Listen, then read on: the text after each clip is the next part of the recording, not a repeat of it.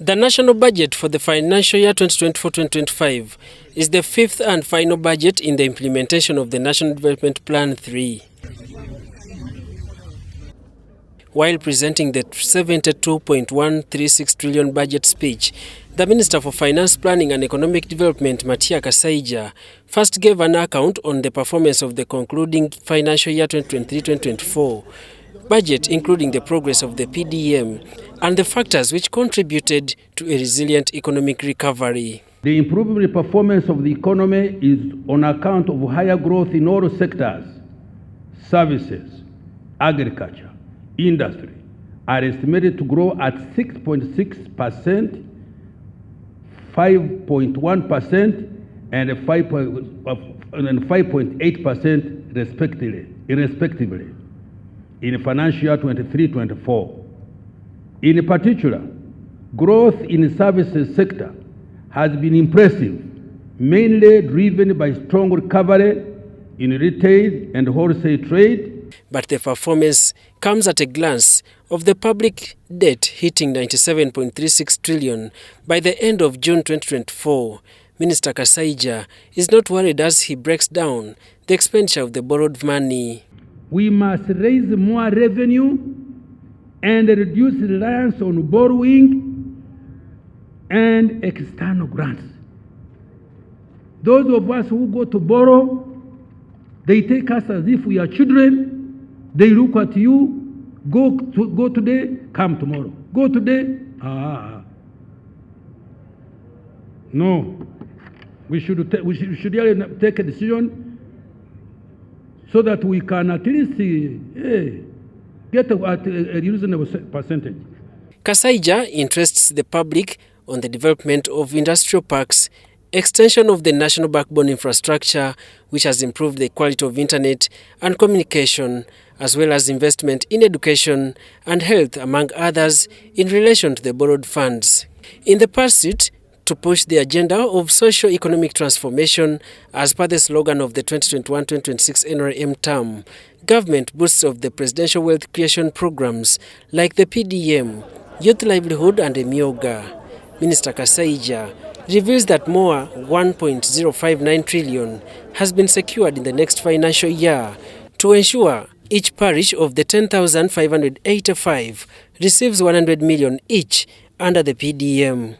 This, according to Kassaijja, will easily be monitored through the digital system dubbed Wendi app, which also will be rolled out to the other wealth creation programs across the country.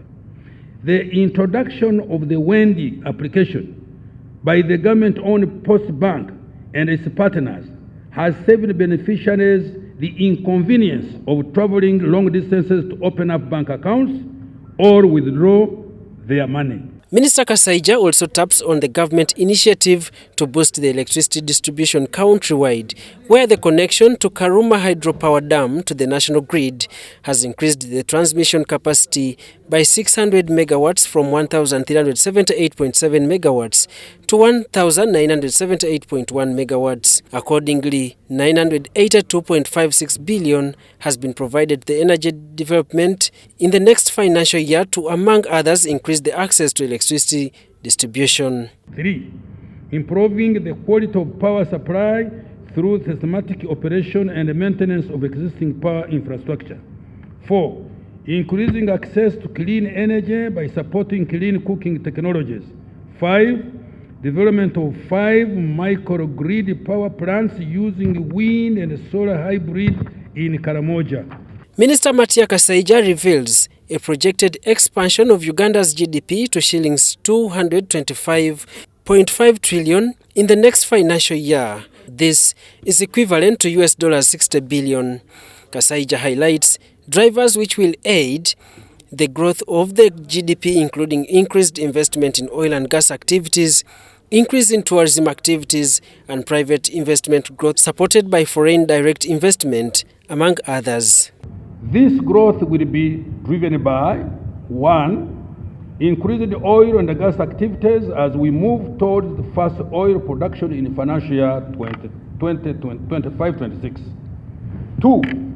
Growth in exports. Another intervention, as per the budget speech, is the objective to facilitate the growth of e-mobility and affordability of electric cars and motorcycles in order to protect the environment, where the government has waived taxes to suppliers of electric motorcycles and vehicles.